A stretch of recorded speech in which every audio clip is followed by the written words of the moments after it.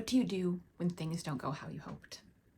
It's something I've been giving a lot of thought over recent days. If you are going after something like living your homestead dream, inevitably there are going to be things that don't go how you hoped or how you planned. So in this video today, I'm going to share my little story of how things have been unfolding and hopefully give you some insight and some things to consider on your own journey. You might remember sitting with me in my garden on January 1st when I shared with you my big plans for the year, how I hoped to, in 2023, get back to growing food year round after accidentally poisoning our soil. And then in February, I was diagnosed with breast cancer recurrence. And I know many of you shared that moment of shock and sadness with me here, which brings me back to that big goal we talked about on January 1st of growing food year round. The hope I had for what my garden would look like right now and what it would be like this year had to go on hold, or we had to change the plan. And the way I saw it, there were three options.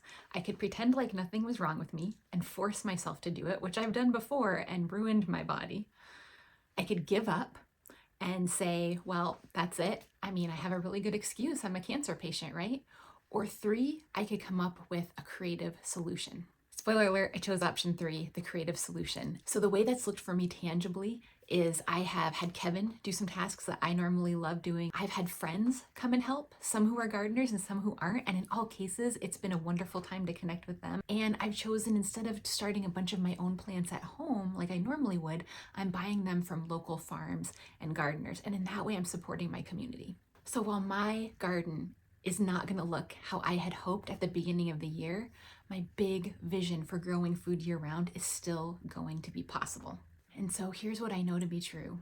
After going from cancer to country living and back to cancer again, is that your vision of your life is possible.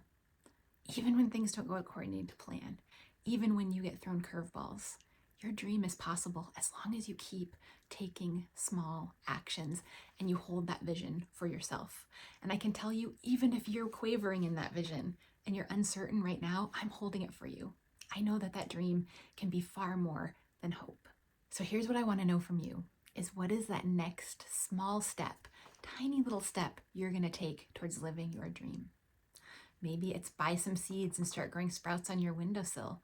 Maybe it's going to the nursery and buying a little plant that you can grow in a pot on your patio. Maybe it's looking up a recipe and trying to figure out how to cook from scratch. Whatever it is, I would love to know what that next step is. You can go ahead and leave it in the comment section below.